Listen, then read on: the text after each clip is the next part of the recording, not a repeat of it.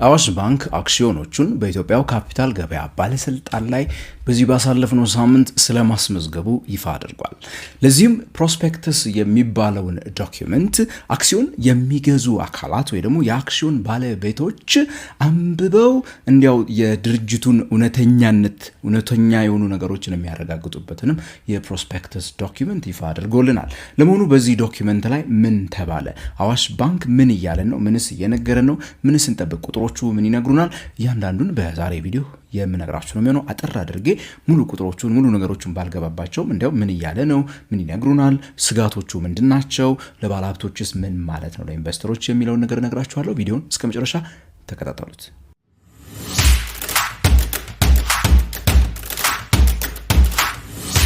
የዛሬውን ቪዲዮ ከመጀመራችን በፊት ታዲያ እንግዲህ በኢትዮጵያ ካፒታል ገበያ ውስጥ ኢንቨስት ማድረግ ትፈልጋላችሁ? የግምጃ ቤት ሰነዶች ከባንክ ቁጠባ የተሻለ ትርፍ የሚያስገኙት ላይ መሳተፍ ትፈልጋላችሁ? ትርፍ ማትረፍ ትፈልጋላችሁ?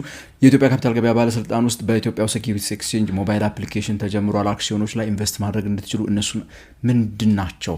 በዚህ ላይ የተዘጋጀው ስልጠናችን ቀጣይ ሳምንት መጋቢት 22 ምሽት ላይ ይጀምራል። መመዝገብ የምትፈልጉ ታዲያ 1000 ብር በታች በተቀመጠው የኢትዮጵያ ንግድ ባንክ አካውንት እየከፈላችሁ ባለችው ታች በቴሌግራም ሊንኳ ላይ ደረሰኙ ልክ ስትልኩልን ወደ ስልጠናው ግሩፕ ትቀላቀላላችሁ። የቴሌግራም ላይቭ ስልጠና ነው። ስልጠናው ምንም ሰርቲፊኬት የለውም። ኢንቨስት ማድረግ ለሚፈልጉ ሰዎች ብቻ እንዲያው ምንድነው ገበያው የሚለውን ነገር አብረን የምናወራ ነው የሚሆነው። በዚህ ወደ ዛሬ ቪዲዮ የምገባ ነው እንግዲህ የሚሆነው ማለት ነው።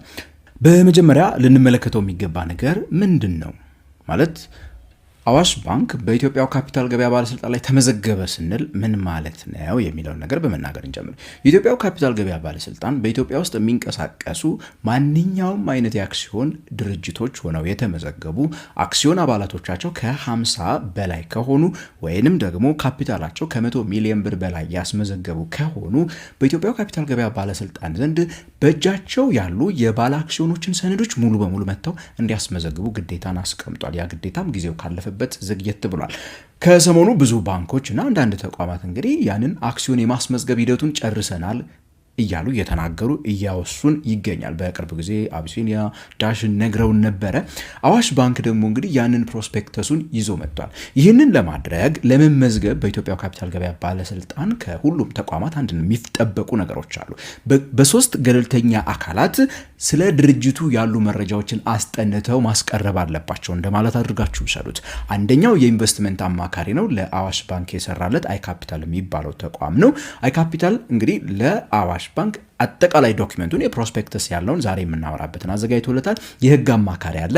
ያ የህግ አማካሪ ድርጅት ደግሞ ከባንኩ ከህግ ጋር ሪሌትድ የሆኑትን ነገሮችን ፋይናንስ ሪሌትድ የሆኑትን ደግሞ ኦዲተር እንደዚሁ ኢንዲፔንደንት ወይንም ገለልተኛ ኦዲተር፣ እነዚህ ሶስቱ አካላት ያጠኑና እዚህ ዶክመንት ውስጥ ያሉ ነገሮች ምንም አይነት ውሸት የለባቸውም ብለው አረጋግጠው በማተማቸው ለኢትዮጵያ ካፒታል ገበያ ባለስልጣን ሄደው ሲያስገቡ ነው እንግዲህ የሚመዘገበው። ያ ማለት በነገራችን ላይ አዋሽ ባንክ በኢትዮጵያው ሰነደ ሙዓለ ገበያ ላይ ዛሬ ሄዳችሁ አክሲዮኑን መግዛት ወይ መሸጥ ብትፈልጉ መግዛት መሸጥ ትችላላችሁ ግን ማለት አይደለም።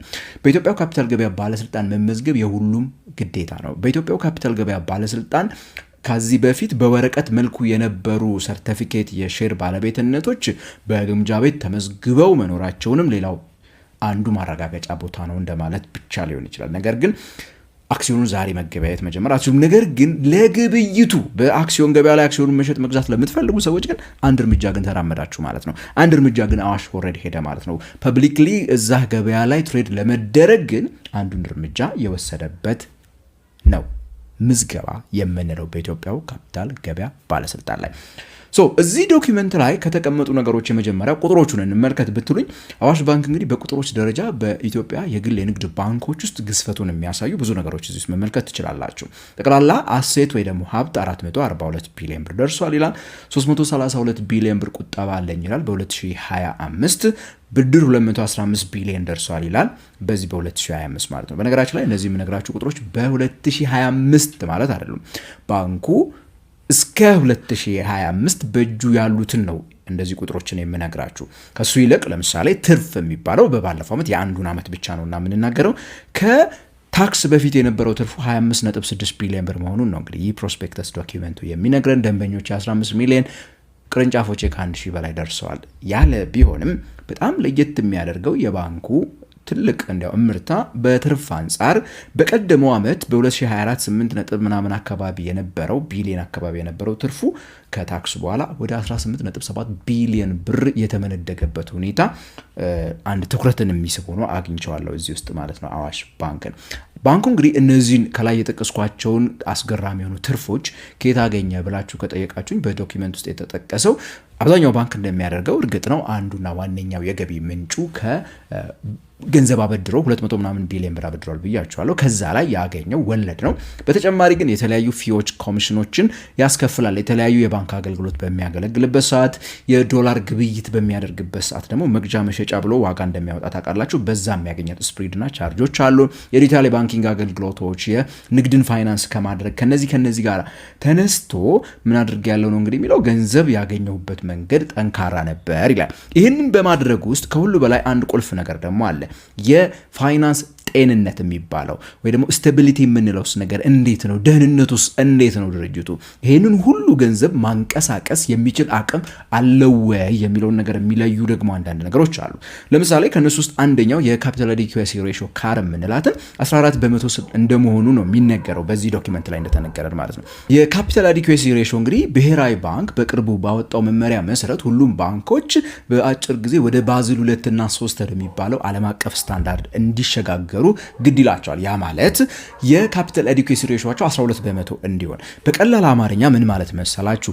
ባንኩ ብድር ለማበደር ይሄዳል። 200 ምናምን ቢሊዮን ብር አበድሯል ብያችኋለሁ። የዚህ 200 ምናምን ቢሊዮን ብር በትንሹ 12% አካባቢ ጠንካራ ካፒታል ሊኖረው ይገባል። ምክንያቱም 300 ምናምን ቢሊዮን ከሰው ወስዶ ነው 200 ለሰው እየሰጠ ያለው እያበደረ ያለው። ከዚህኛው አካል ወስዶ እዛ ሲወስድ ያንን ብር የሚያስተዳድርበት ገንዘብ ጠንካራ ገንዘብ ሊኖረው ያስፈልገዋል ነው። ኪራይ ይክፈል ምን ያደርገው ያንን ገንዘብ ለተለያዩ ስራ ማስኬጃዎች ያውለው። ጠንካራ ገንዘብ ግን ያስፈልገዋል ያንን ሁሉ የሰው ብር ከወሰደ ነው። በዚህ አንጻር እንግዲህ የተሻለ ካፒታል አዲኩዌሲ ሬሽዮ ለዚያም 14% አለው ነው ከተቀመጠው ስታንዳርድ የበለጠ። ስለዚህ ከካፒታል አዲኩዌሲ ሬሽዮ አንጻር ጠንካራ ሊባል ይችላል ነው። ሊኩዊዲቲ ሬሽዮ 49% አካባቢ ነው ይላል። ብዙ ካሽ አለው ማለት ነው ባንኩ። ይሄ ግን ያው አንድ መሳሳት የሌለብን ነገር ሊኩዊዲቲ ሬሽዮ 49% ነው፣ ብዙ ካሽ አለው ቀለል ያለ ነው ማለት ነው። ገንዘብ ቢፈልግ ወዲያው ሰዎች መተው ገንዘቤን አምጣ ቢሉት ሊሰጥ ይችላል እያለን እየነገረን ነው።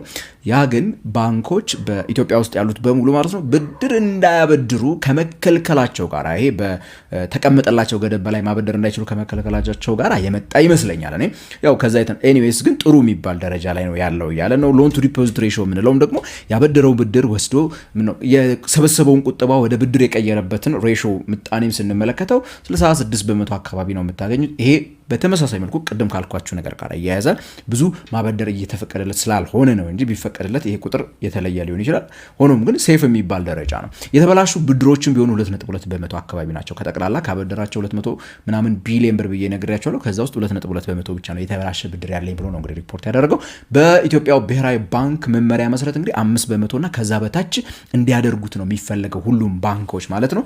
ከዚህ አንጻር ጥሩ የሚባል ደረጃ ላይ ነው ያለው። ኮስት ቱ ኢንካም ሬሽዮ ወደ 50% አካባቢ ይደርሳል። እንደ ዶክመንቱ ከሆነ ይሄ እንግዲህ በጣም ውጤታማ የሆነ የተረጋጋ ጠንካራ ባንክ ነው ፔይንት እያደረገልን ያለው። ፕሮስፔክተሱ እንደሚነግረን ከሆነ በጣም ጠንካራ ባንክ ነው እየነገረን ያለው።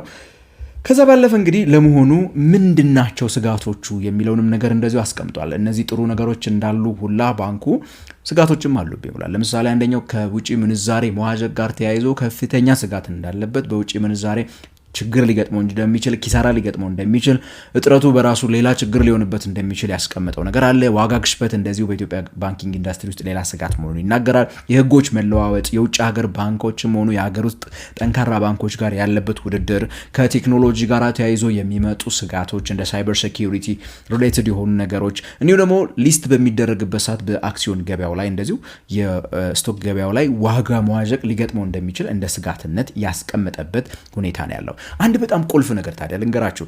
አዋሽ ባንክ እንደ ዳሽን አይደለም እያደረገ ያለው። አሁን እያደረገ ያለው 54 ሚሊዮን የሚደርሱ አክሲዮኖቹን እያስመዘገበ ነው ያለው።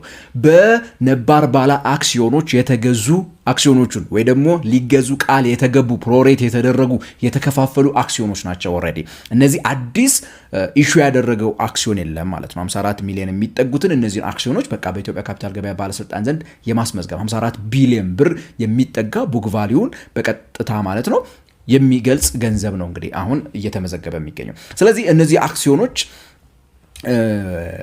ደስ የሚለኝ ለባለ አክሲዮኖቹ በጣም መልካም እድል ነው ብዬ አስባለሁ። በዚሁ ቀጥሎ እንግዲህ ይሄንን ሌላ አክሲዮን ኢሹ ሳያደርግ ማለት ነው ተጨማሪ አክሲዮን ኢሹ ሳያደርግ አዋሽ ወደ 100 ቢሊዮን ለመድረስ ሀሳብ አለው ምናምን ይባል ነበርና ተጨማሪ የባለ አክሲዮኖችን ድርሻ ዳይሉት የሚያደርግ ነገር ሳያደርግ እነዚህን አክሲዮን ገበያው ላይ ሄዶ ሊስት ቢያደርግ አስባችሁታል ምን ያህል ተጠቃሚ እንደሚሆኑ ባለ አክሲዮኖቹ በ1000 ብር የገዙትን አክሲዮን የአዋሽ ባንክ አክሲዮኖች አሁን ራሱ ገበያው ላይ ከ2500 ብርና ከዛ በላይ ነው የሚሸጡት የነበረው ማለት ነው። ስለዚህ በኢንፎርማል ገበያው ላይ በሚሸጡበት ሰዓት እና ያ ነገር ባለ አክሲዮኖቹን በጣም ከፍተኛ ተጠቃሚ ሊያደርጋቸው ይችላል። ከሁለት እጥፍ በላይ ገንዘብ ሊያገኙበት ስለሚችሉ በባለ 1000 ብር አክሲዮኖቻቸው ላይ ማለት ነው። ኤኒዌይስ ግን በኢትዮጵያ ካፒታል ገበያ ባለስልጣን ተመዘገበ ማለት ወደ ቀጣዩ ዙር በኢትዮጵያው ሰነደ ማልናሽ ገበያ ላይ ሄዶ ትሬድ ለመደረግ የመጀመሪያውን እርምጃ ወሰደ ማለት ነው። በገበያው ላይ ደግሞ እንደ አዋሽ ያሉ እንደ ዳሽን እንደ አቢሲኒያ ያሉት አክሲዮኖች ብዙ ግብይት ይኖራቸዋል ብዬ ከምጠብቃቸው አክሲዮኖች አንዱ ስለሆኑ የተሻለ እንቅስቃሴ ሊኖረው ይችላል፣ ገበያውን ሊያነቃቃው ይችላል ብለን ከምናስባቸው ናቸው። እናንተ ምን ይመስላችኋል? ከአዋሽ ባንክ አክሲዮን የተሰጣችሁ ፕሮሬት የተደረገላችሁ አክሲዮኖቻችሁን ወሰዳችሁ እየከፈላችሁ ነው? በኢትዮጵያ ካፒታል ገበያ ባለስልጣን እንግዲህ ተመዘገበ ማለት ነው። ፕሮስፔክተሱን ታች ባስቀምጥኩላችሁ ሊንክ ማስቀምጬላችኋለሁ። ሄዳችሁ መመልከት ከፈለጋችሁ ትችላላችሁ በቀላሉ። ብዙ ባላበዛባችሁ ይሻላል። ቁጥሮቹ በጣም ብዙ ነገር በጣም ስንት መቶ ፔጅ ነውና እየወጣው እነሱን መመልከት ትችላላችሁ። ስልጠናውን መመዝገብ የምትፈልጉ ከሆነ አሁኑ ታዲያ ታች ዲስክሪፕሽን ላይ በተቀመጠው ሊንክ ደረሰ ላኩልን። በቀጣይ በሌላ የፋይናንስ ፕሮግራም እስከምንገናኝ ድረስ ታዲያ ከንጋት ፖስት የመሰናበታችሁ ነው ገሜራ ነኝ።